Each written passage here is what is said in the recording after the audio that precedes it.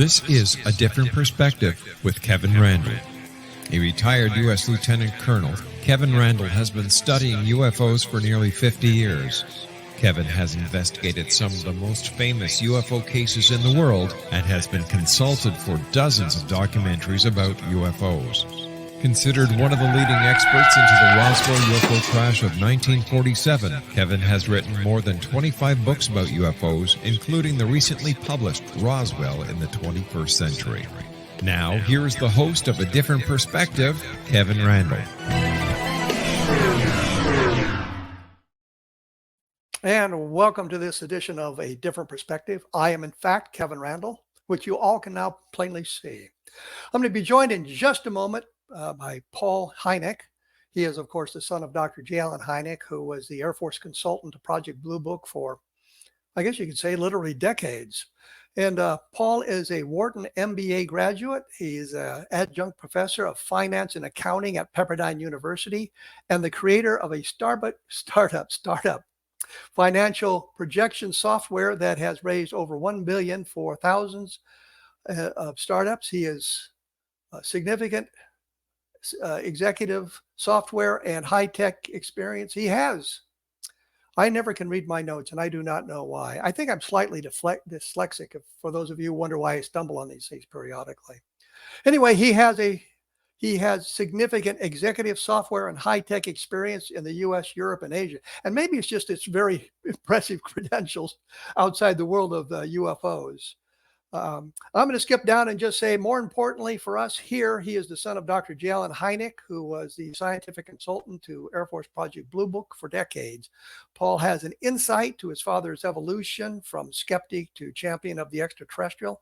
And Paul has conducted his own research into UFOs and can provide his insight to where the phenomena is today and where it might go tomorrow.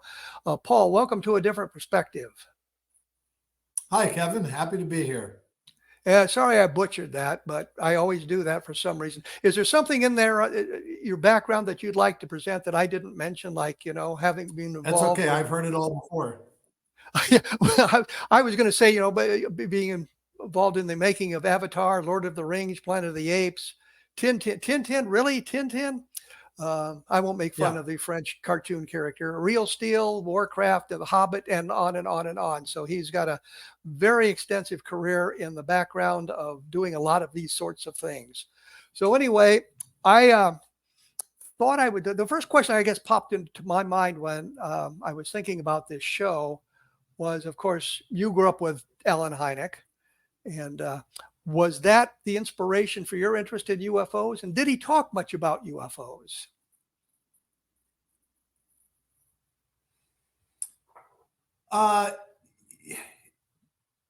For us at home, he was an astronomer and a scientist and a professor.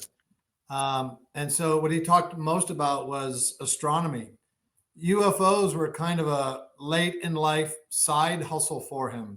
And he didn't really think of himself as a UFO guy, as opposed to just a professor of astronomy, which was his true passion. He did talk about UFOs a lot. I came along. My young brother and I were the two youngest children, so we were more the Close Encounters era as opposed to Project Blue Book. So he talked about it quite a lot, but often in the context of science in general. And so I don't know life without UFOs and have always found it fascinating. How can you not find this topic fascinating once you dig into it and find out that there probably is something going on? Well, I would say not only something going on, but it's been going on for so long, and it suggests a gateway into the universe, out of our solar system, into the galaxy, and maybe beyond that, although the distances become very fast. I was going to kind of ask you about his being an astronomer and that sort of thing, because I would think that was, of course, his, I guess, passion, astronomy. Mm-hmm. Yeah, and he knew from the age of 7 that he wanted to be an astronomer. I went through that phase once, being an astronomer. And I went through this. I went through the dinosaur phase and the being a writer phase and a journalist phase. So I went through a lot of them. Did his knowledge of astronomy, and I think that if you have a good background in astronomy, you understand some of the problems with interstellar flight and Yeah. the speed of light. Did he talk much about that in a scientific fashion in relation to UFOs at all? Yeah, he did. Both he and Jacques Vallée felt that the extraterrestrial hypothesis may well have something to it, but it didn't seem to encompass the entirety of the phenomena. And as an astrophysicist, he saw real challenges with biological beings hopping into a spaceship in Zeta Reticuli and coming all this way. Just the amount of time and energy it takes, the radiation that you'd encounter along the way. And then how would they even find us? If you reduce the size of the known universe to like the continental United States, we're smaller than a speck of dust in Kansas. And even though we've been beaming out episodes of I Love Lucy these many decades, it's non-trivial just to find us. So the extraterrestrial hypothesis kind of rubs classically trained astronomers the wrong way. That doesn't mean there's not a phenomena. And one of the things my father would say is that there are two kinds of people in the world: those who are okay with questions they cannot answer, and those who are not okay with their answers being questioned. And I think a lot of people don't lean more into the UFO phenomena or other, let's say, alternative fringe phenomena because they don't have an answer. They'll say, oh, I know the New York Times has reported some really interesting cases. The Navy has pretty much admitted that they see UFOs, but I don't know where they come from. And so they stop. It's kind of an awkward intellectual resting point for someone to say, yes, I understand there's a phenomena, and I'm comfortable not knowing where they're from. Well, I'd like to know where they're from just to see if the distances make any difference. I've always wondered the analogy I think of is an airplane flight. You can get a flight from where I live here in Iowa to Los Angeles, and it's an easy trip. But it's better if you are at a hub or in New York to get to Los Angeles because it's a much easier straight trip. And I just always wondered if the distance is factored into it in some fashion like that. And I was going to point out, and you mentioned it just briefly, the radiation. I was talking to, and I get to drop a name here, not Jalen Hynek, James Van Allen. He consented. Sure. He consented to an interview with me many, many years ago.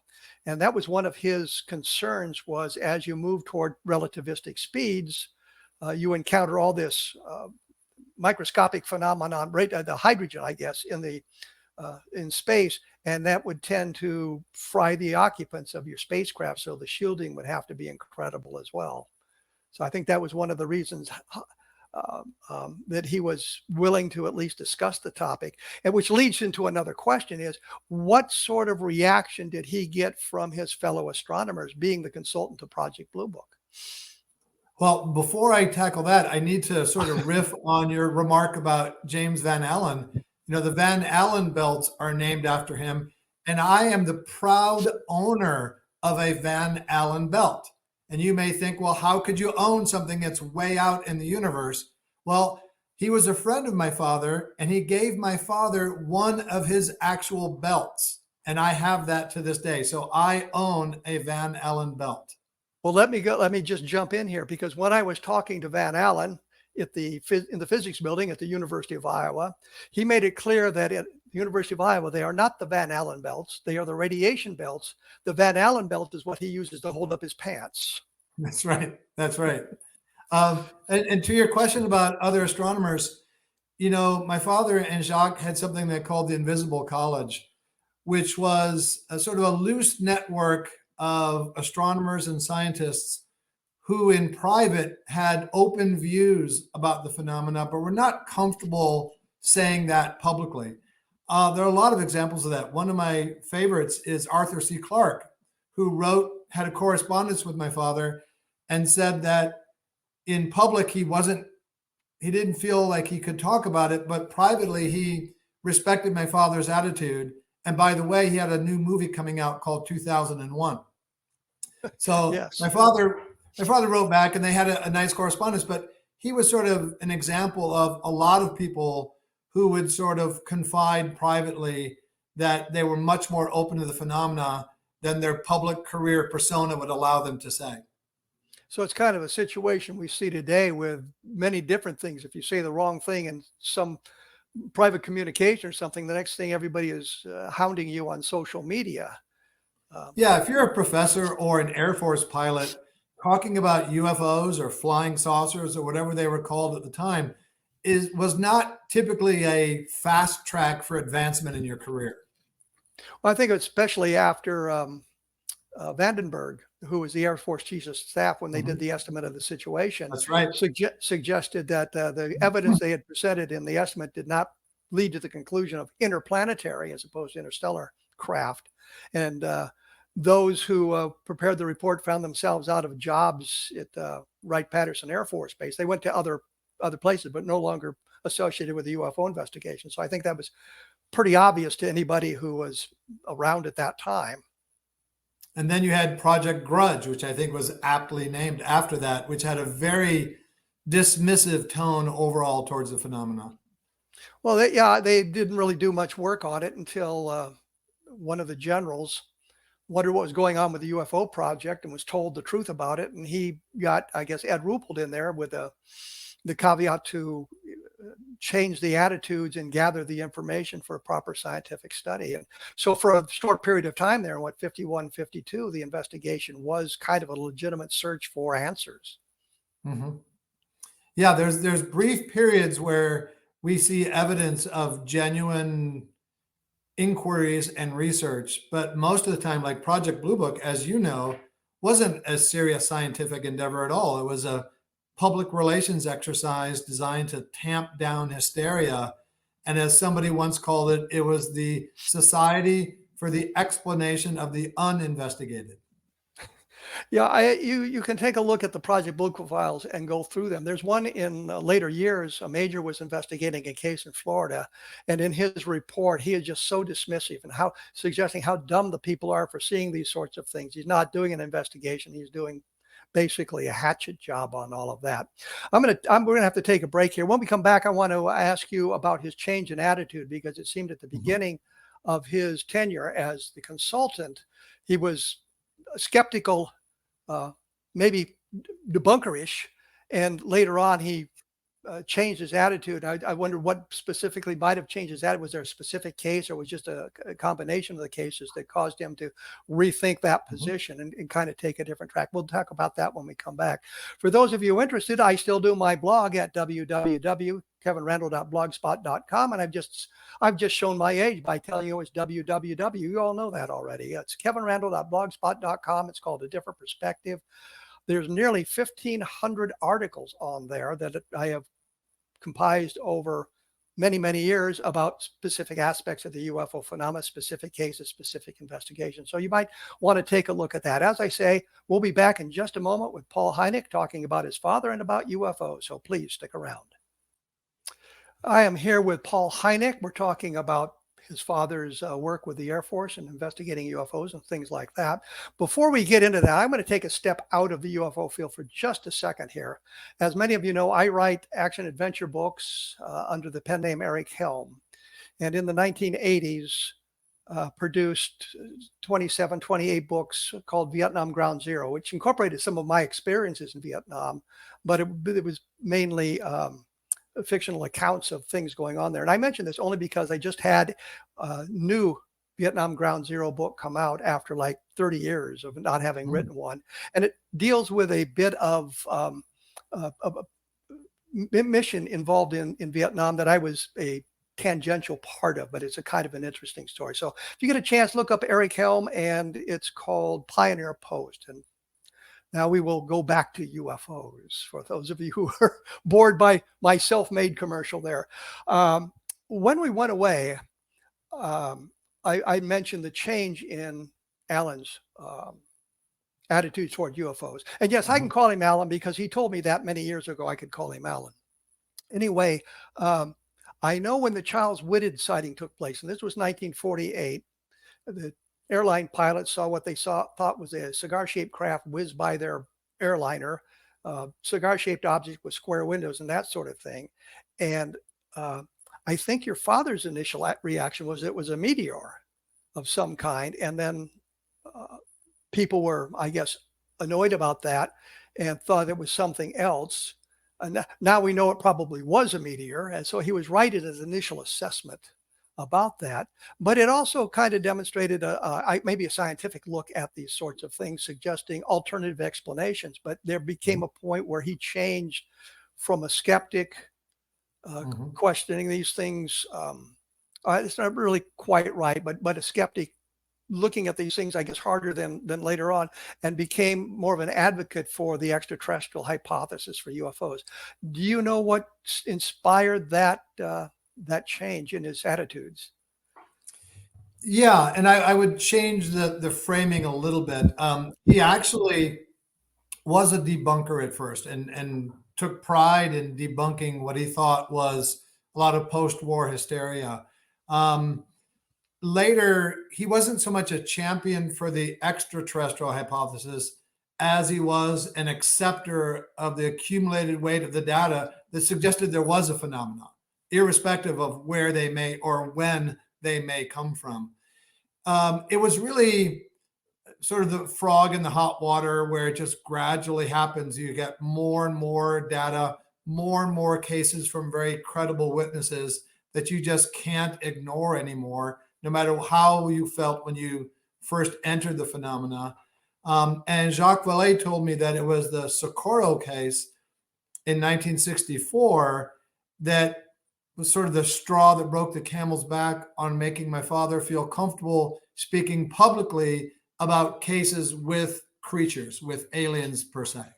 So until that point, he wasn't very comfortable talking about that. But by that point, there have been so many interesting cases that he wasn't a believer, because I don't think scientists really use that word, but he was convinced that there was a phenomenon. Well, that brings up a question. In the Project Blue Book files, I think there are only 3 cases where creatures are mentioned that the witnesses are not labeled as pathological or having a psychological problem, if you see the alien beings. So it's an interesting thing that coming out of that environment of Project Blue Book, that a case with creatures would kind of massage his attitudes toward UFOs. I remember talking with him around the time of Close Encounters, and it was there was a lot of stigma in terms of talking about abductions. Abductions was almost a 4-letter word. It's much more common now. But back then, just as a scientist, he was trained as a nuts and bolts astrophysicist. He wasn't trained for the kind of soft science of talking to people about the most traumatic experience they'd had. So it was a process of acclimatization to this phenomena and the more sort of out there aspects in it. Well, it also kind of brings up a thought. I know he got pretty well slammed after the Michigan sightings when he came up with a swamp gas explanation. But I always understood that was he was sent in kind of cold to that area, and as he was getting off the airplane, the reporters were there and says, "What do you think?" And he says, "Well, it sounds like swamp gas," which is a perfectly logical thing to say if you understand the environment, you understand what was going on. But of course, there was a public reaction to that. What kind of ramifications grew out of that?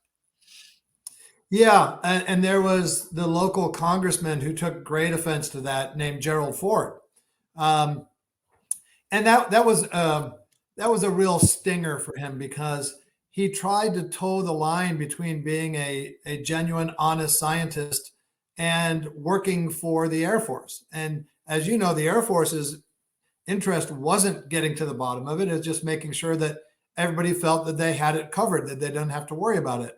And that was really an incident that was fairly notorious, that showed how difficult his job was, of trying to make everybody calm, but not just sweeping things under the rug. And at the time, that was the first explanation he thought of, and he didn't mean to suggest that after full investigation that there was nothing more to it than swamp gas. Well, as I say, he was caught right at the very beginning of the investigation, and it was kind of ambushed by the question. I think that was kind of as you mentioned, kind of an off the top of his head response to it.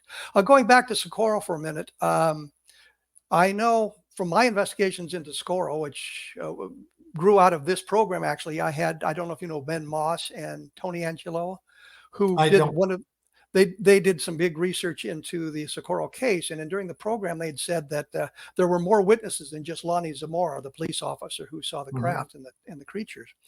And they said that they had talked, the police had mentioned this sort of thing, and I said, did you look at the police logs? Do you have any evidence for that? And I just never got an answer from them, and I don't know why not, because the answer was right there in the Project Blue Book files. There was a Captain Holder, who was an Army officer assigned to White Sands Missile Range, who lived in the Socorro area, and he was there interviewing Zamora within hours, probably 90 minutes of the sighting. And the idea of these reports came up in the to the police, and in Holder's response that he sent to the Pentagon at about midnight that night, April 24th into April 25th, he mentioned 3 people who called the police about the event. They'd heard something, they'd seen something, they called the police, and they were blowing it off. They didn't write down any names. Nobody ever went to try to find those people. So it kind of underscored the fact that it wasn't just Lonnie Zamora, there were other witnesses. And I know your father wanted to go to La Madera, where there was a guy who'd seen a landing, I think the next day, and the Air Force denied him permission. Did he ever talk about those sort of aspects of the case? I don't remember specific details about Socorro, but it was an ongoing theme that of additional investigation that he wanted to do, to go someplace or to get more data or to inquire of another agency. And just time after time, the Air Force said there's no need to do that or move on. So it was a continual exercise in frustration for him. Did he ever discuss this at length with Colonel Quintanilla, who in his book, which I guess is self-published, I think you can find it on the internet. He was, of course, the chief of Project Blue Book, which I know you know that, but some of the audience may not. Went on an investigation with a letter that says, he is authorized to see any top secret projects you have, which might explain this phenomenon to. Did he ever discuss Socorro specifically with Quintanilla, and the conclusion that Quintanilla came up with, that it was unidentified? He didn't have an idea what it might have been. I don't know what conversations he had with Quintanilla. I know that their conversations weren't that long and rewarding from my father's point of view. And it's interesting. Project Blue Book officially, as you know, investigated over 12,000 cases.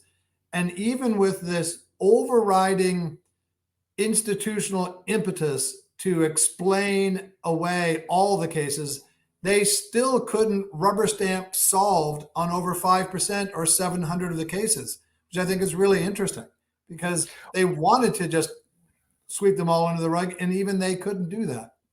Well, it's actually worse than that, because I did a quick survey from the index for Project Blue Book, and they labeled 4,000 to 5,000 cases insufficient data for scientific analysis, which is not an explanation. It just keeps it out of the dreaded unidentified category. So they failed at nearly half of the investigations that they.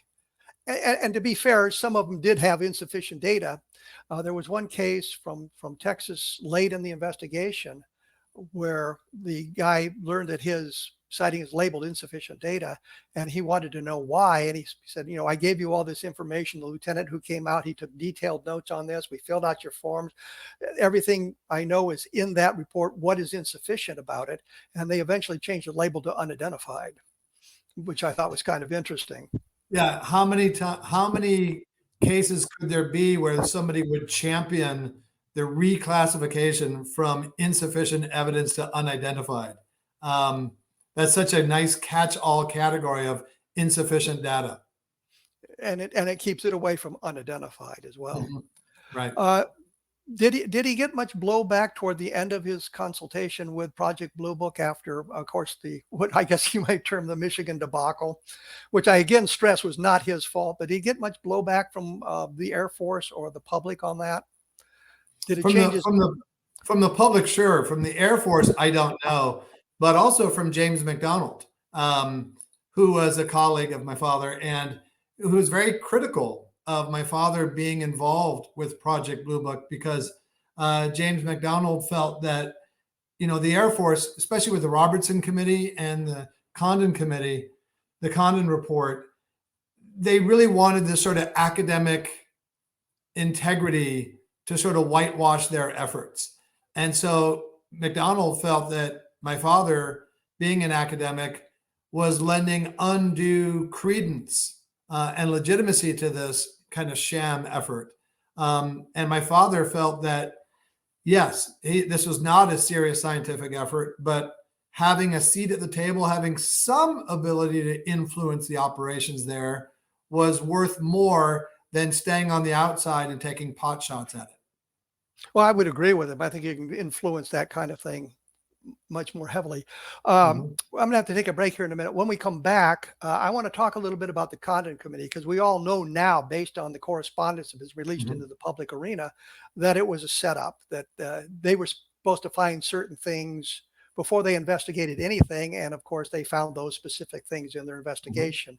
And my very favorite sighting, which was explained as a natural phenomenon so rare it had never been seen before or since. And I'm thinking, if you've got a new phenomenon out there, maybe a scientific investigation is the proper way to go. It might not take you to aliens or follow your mission of keeping the skies clear over the United States from intruders, but it certainly would be something, I think, of scientific value to take a look at. So we'll take a shot at that and the establishment of UFOs when we come back right after this. As I say, take a look at my blog at kevinrandle.blogspot.com. There's a nice piece up there about my speculation of the 12 UFO crashes that David Crush had talked about or mentioned briefly, and where I think that may go. And again, it's my speculations, but I think it's kind of an interesting take on that. So as I say, we'll be back right after this. So please stick around.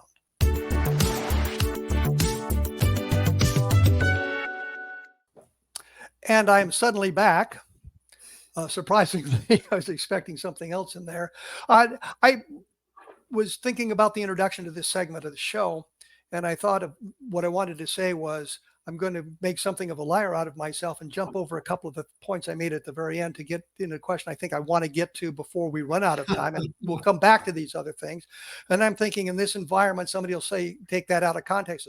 Kevin Randle says he's made himself out to be a liar. So it's about trivial things. I just jumped over a segment I'd promised a little bit earlier. Before we get into the creation of UFOs and that sort of thing, have you done much in the way of your own personal investigations into UFOs? I've not. I would say I have my junior merit badge as a field investigator. I've done some investigations, but I'm more interested in looking at the overall data and building upon my father's close encounters classification system to sort of chart the strength of the evidence, because Close Encounters talks about the type of experience, but not so much about the specific type of evidence or how compelling it was. But you have gone out on some field investigations. Yes. And I actually took my father out on one in Chicago. We got a call from somebody who said, I'm an alien and I can prove it because I can look directly at the sun. And so I convinced my father to go to see this guy.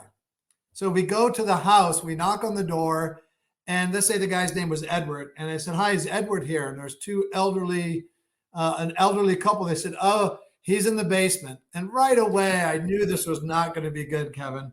So we go down in the basement, and this guy is just crazy. He's got hundreds and thousands of pennies glued over every surface. And he said something about the copper. And then at one point we're talking with him and he says, he turns off the lights, turns on black lights, and takes out this big hunting knife with like these runes written on it in sort of black light paint. And I figured, okay, well, I had to stand between him and my dad. I'd have to take it because I brought him there. And I said, hey, why don't you show us looking at the sun so we can prove that part just to get out of the house? And so we go outside. He shows us his car, again, with thousands of pennies glued everywhere, including on the tip of the cigarette lighter. And then he starts looking at the sun. And after about 3 seconds, my dad says, okay, you've proved it. That's sufficient, because he didn't want to hurt his eyes. And we left.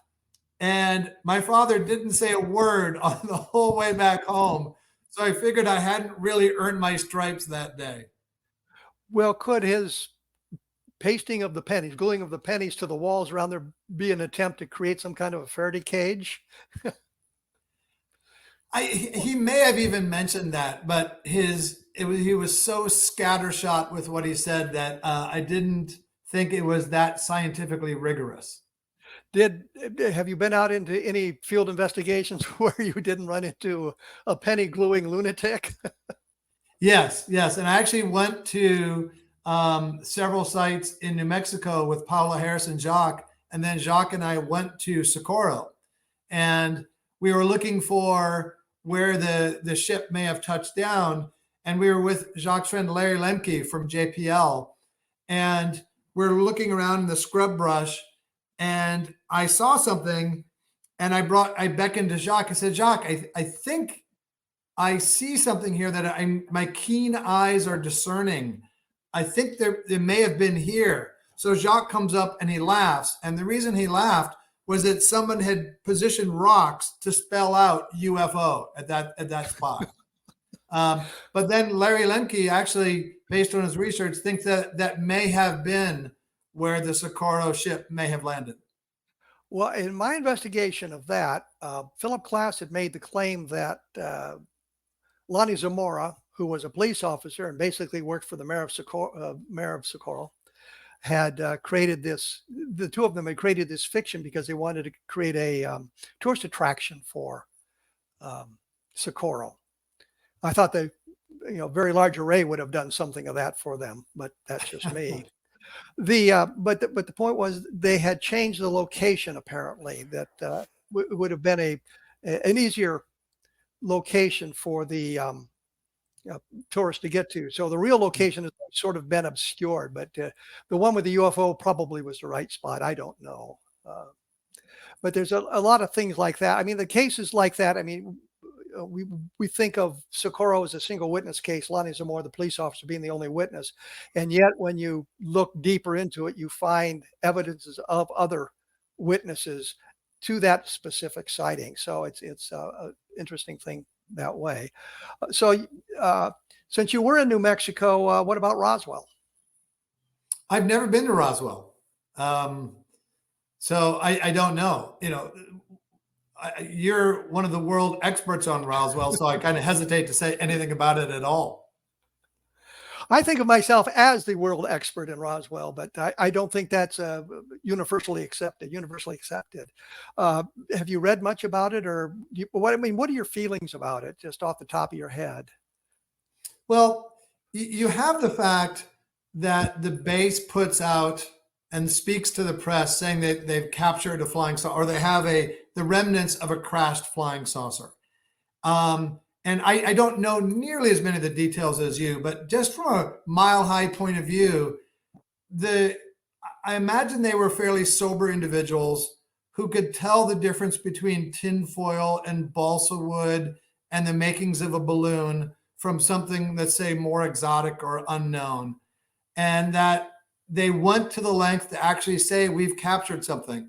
Now, unless they're in cahoots with the Zamora faction that would happen later and trying to make a New Mexico statewide tourist mecca, I don't know why they would have done this. It's, again, not a fast track for advancement in their career. Of course, it was backtracked the next day. But the fact is, you had some sober individuals in the press. We have the remnants of a flying saucer. So that's a hard thing for me just to move aside from. Well, their press release, which would have, I guess, fallen at the feet of Colonel Blanchard, the base commander at the time. It was by his authority it was released. It didn't seem to impact his career because he ended up with 4 stars and was in line to become the Air Force Chief of Staff. So you have to take a look at that as well. Well, I won't hold your feet to the fire on Roswell anymore on that. I just had to do that for the short plug of my books. Take a look at Roswell in the 21st Century or Understanding Roswell, the latest 2 books on that specific case. I had mentioned that we would talk about some other things before this break. And I guess what inspired him to set up CUFOS, the Center for UFO Studies, which is now the J. Allen Hynek Center for UFO Studies in honor of your father? Well, I think in part it was his frustration by having been shackled by the Air Force, having, as we talked about, that front row seat to all the data, but not really being able to freely use it and come to conclusions and talk about the patterns in the data. So when he left Blue Book, he was now free to do what he wanted. He had access to all the data, and he wanted to, being now an unfettered scientist, make some sense of this really enigmatic phenomenon. And what better way to do that than a nonprofit research institution? Did he consult at all with the Condon Committee? Did they contact him at all? He was in touch with them, and you're probably aware that he got a letter. I was going to say, for those who don't know, Condon Committee was a University of Colorado study to look at the data from Project Blue Book and decide if there was anything of scientific value to continue the research and if the Air Force had done a good job on that sort of thing. But the project was funded by $500,000 from the Air Force, and they really had to search to find a university that would even touch the topic. So that's the background of the Condon Committee. I didn't mean to interrupt you. I just wanted to bring some of the people up to date on what the Condon Committee might be. So he got a letter from the Condon Committee, or had some kind of communication with them? Well, from the personal secretary to Professor Condon, who basically said, as you alluded to, that the fix was in. This was not an honest scientific inquiry. This was just the Air Force's attempt to shutter Project Blue Book and to have the whitewashing credibility of academia behind it. Now, it's fun for me because I was paid to speak at the University of Colorado about UFOs several years ago. So a Hynek had a better reception at the University of Colorado after a long time. Well, that's kind of interesting. I noticed in the report there wasn't much mention of your father and that sort of thing. And one of the things that caught my attention, one of the other things that caught my attention was the Levelland case. And this was a case in November of 1957, right, in which an object approached cars and the engine stalled, and there were evidences of landing traces and multiple chains of evidence, which the Air Force kind of blown off. Did your father ever have much to say about that case? Because it was during his tenure.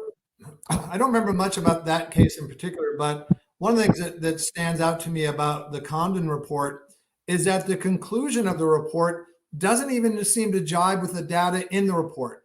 The data in the report itself is fairly convincing, but again, they just don't even bother to look at what they're reporting to come to their pre-baked conclusion. Kind of the situation we find ourselves in today, where we have a lot of congressional interest and scientific interest and NASA interest in UFOs, or as they want to call them, UAP.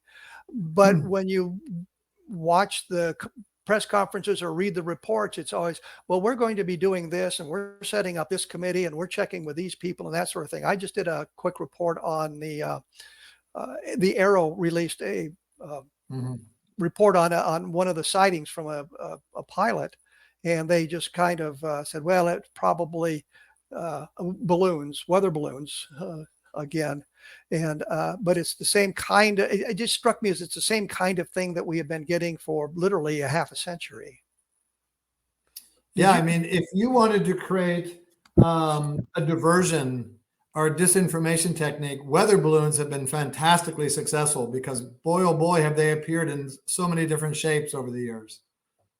Well, that and experimental aircraft. And I'm testing the next generation of military fighters. I'm not going to be flying the thing all over the country for people to see and report. I'm going to limit the exposure of that craft to specific areas so that we don't give our competitors in the world a clue to what we're doing. I remember seeing a film of the F-111, F-117, the F-117, which is the fighter version. And for all the world, it looked like a dome disc coming in to land on a three-legged landing gear from the angle it was filmed. It was kind of interesting in that way. Once again, I see we're back up against the wall here on that. When we come back, I'm going to try to elicit a little bit more information about Paul Hynek, about what he thinks of what UFOs, UAP may be, and that sort of thing. and throw in a couple of my opinions if I can get a word in edgeways. No offense, Paul. But I mentioned a couple of the Roswell books a little bit earlier. The last two were Roswell in the 21st Century, which is a heavily footnoted book. And I think the chapter on the Project Mogul explanation for Roswell might be of interest to an awful lot of people because there's an awful lot of information in there. It doesn't make it into the public arena. So anyway, if you're interested in Roswell, that might be the book that you want to look at. And once again, take a look at my blog at kevinrandle.blogspot.com. And we will be back right after this with Paul Hynek. I am joined by Paul Hynek, and we're talking about, of course, his father, J. Allen Hynek, who was the Air Force consultant to Project Blue Book for literally decades. His investigations in UFOs and some of the information that I guess filtered down from his father about UFOs, which brings me to the next question. And I've heard this a number of times, that your father had said the really good reports went elsewhere. Have you any insight into what he meant by that? Yeah, I think after the Robertson panel, there was kind of a bifurcation, and the really juicy reports would go to the Air Intelligence Service Squadron, as opposed to Project Blue Book, which is a very frustrating thing for my dad. Did he ever get a look at any of those kind of reports, or was it just something in the ether that he picked up on? I think he caught wind of some of them, and especially in later years, he heard about them. But yeah, at the time, he wasn't able to investigate some of those best cases. Well, I know that it was the 4602 second Air Intelligence Service Squadron. I think that's the designation of it, that was given the task of investigating UFOs back in the 1952, when Ed Ruppelt, who was the chief of Blue Book, complained about all the reports coming in during the summer of 1952 and having the capability of investigating all of those. So they tasked this organization whose mission was actually to train to respond to downed airmen. Right, of any kind. Right. In the war, war situation, interrogation of prisoners and that sort of thing. So they're trained in a lot of esoteric activities like horseback riding and skiing, so they could get to the out of the way places, the capture of downed airmen and that sort of thing. I got the impression from reading the documents about that they just treated that as more of a training exercise than a real attempt to gather sufficient data. Did you get that kind of an impression too, or are you that familiar with it? Well, my understanding is they had an overall mission of getting to any crash site of any kind, plane, balloon, flying saucer, whatever, within 6 hours. And they also had Russian speakers. So they had a sort of all-encompassing job to get to a crash site, but contain any kind of fallout, whether it's nuclear or information. And so a lot of people think the Men in Black came from them as part of their efforts to contain an entire situation around a crash site. But did your father ever see any reports that came from them? There was a lot of things that I've seen that suggest it was all pretty much mundane, meaning terrestrially based. And I would suspect that's because if it led into the extraterrestrial or something very exotic, that it would have a higher classification. And you'd have to think there wouldn't be nearly as many crashes of flying saucers as there would be of airplanes. And that's always something that is a little bit confusing to me. If you're an alien coming from another planet and you're able to make it to find Earth and get all the way here, why is it that you suddenly can't fly anymore and you crash? I don't understand that. I think it's somebody pushed the wrong button. Yeah, it could be. Maybe you're not having the aces go out all the way out to Earth. You're having sort of the B-list pilots. Yeah, I just, well, why would they crash? I think somebody pushed the wrong button. The craft may be functioning perfectly, but the crew may have made an error. Which kind of leads. And we may have a different kind of atmosphere that they haven't adjusted to. That's possible as well. Well, I was going to add, or there's atmospheric phenomena that they're not used to. Lightning may not be something that's big on their home planet, so they don't plan for it. Or the composition of the atmosphere has some kind of eroding effect on their materials. Which kind of leads me to another question. You're familiar with Project Moondust? Not really, no. Oh, that was that carried on beyond the end of Project Blue Book. And there was a lot of different agencies. It came out in 1986. The State Department dumped a bunch of documents, and some of them were labeled moon dust. And I actually found cases in the Project Blue Book files labeled moon dust. And so it was, I don't want to say a project in the sense that you had some kind of a structured office environment and hierarchy, but it was the code name for if you get a UFO report after the end of Blue Book, you use the code word moon dust. So it was a code word for it to classify it. And there are some interesting reports that came out of that. But I guess your father never mentioned moon dust at all. No, haven't heard of it before. Oh, gee, I haven't done a good job of selling that book then, have I?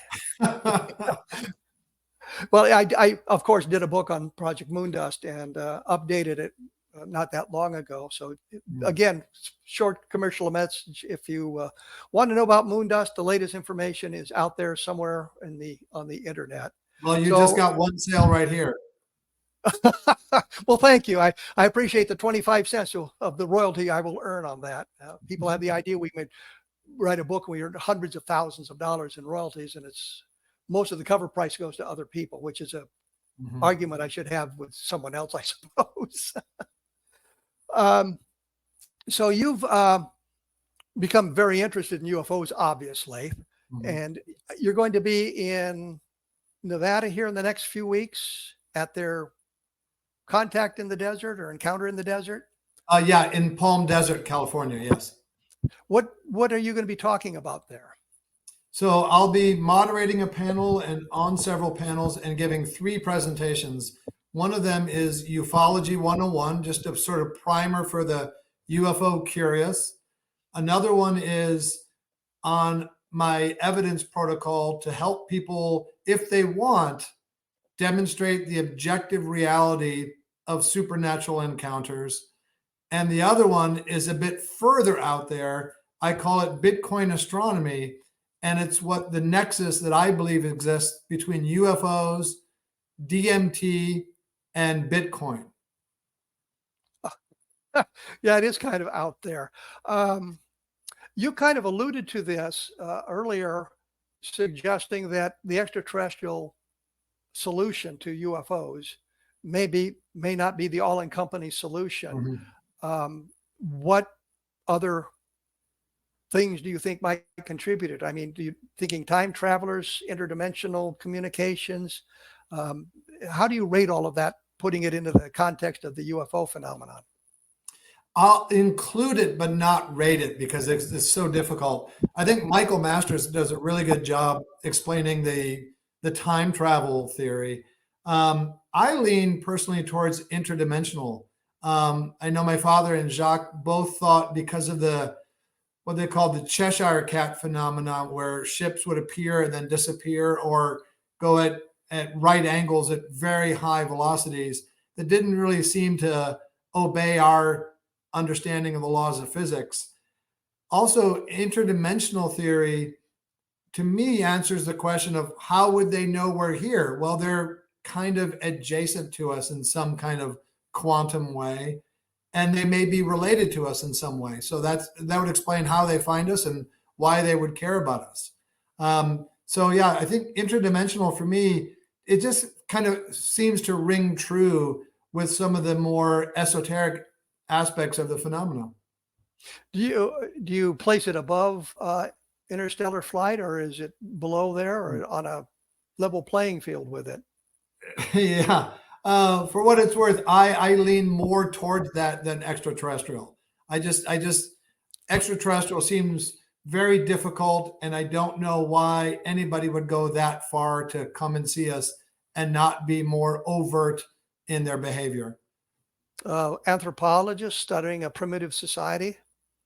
Could be. The prime directive. Of course, then you fall back to Philip Klass's claim, well, if they're trying to stay hidden, they should turn off the lights.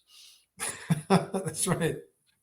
So I was also wondering about your father's feelings about, you mentioned he and Jacques Vallée, and I know Jacques Vallée has kind of been in the not the nuts and bolts camp for a while. Your father, was he more nuts and bolts, or was he more interdimensional?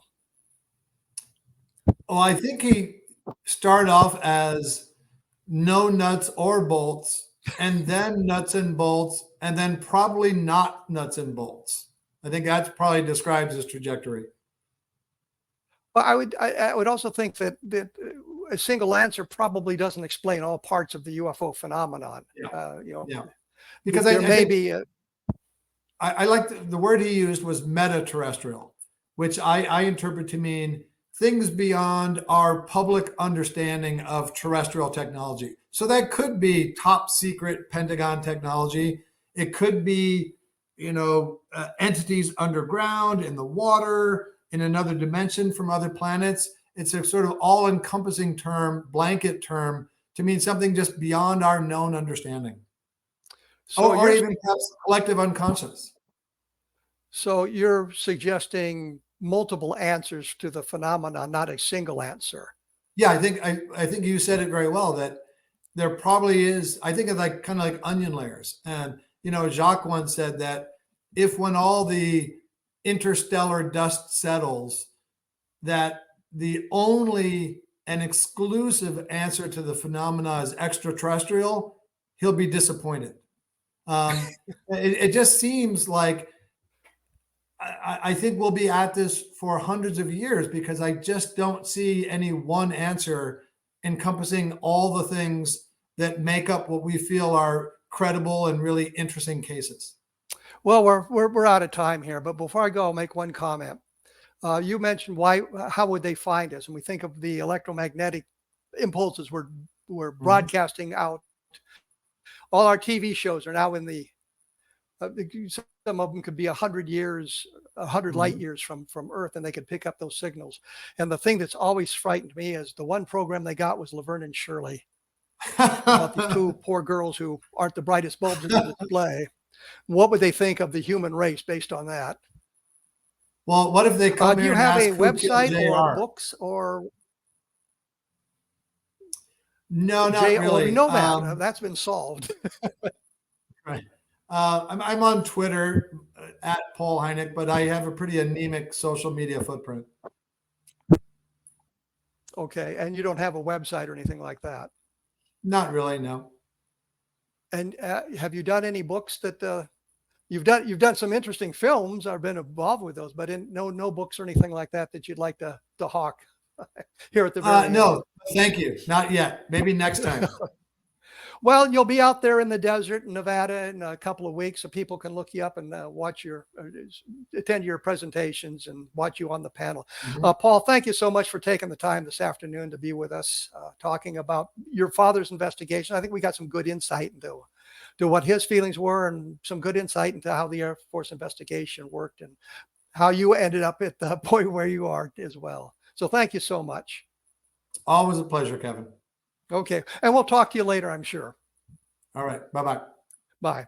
So anyway, folks, that was Paul Hynek. You've got the dope there. Again, there's my blog at www.kevinrandle.blogspot.com. And I do that because I said it for so long that way.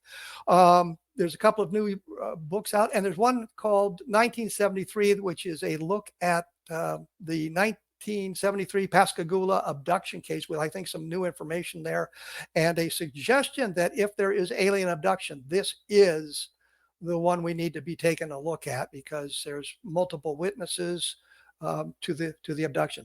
Anyway, I will be back next week talking about UFOs and that sort of thing. So I'll see you then.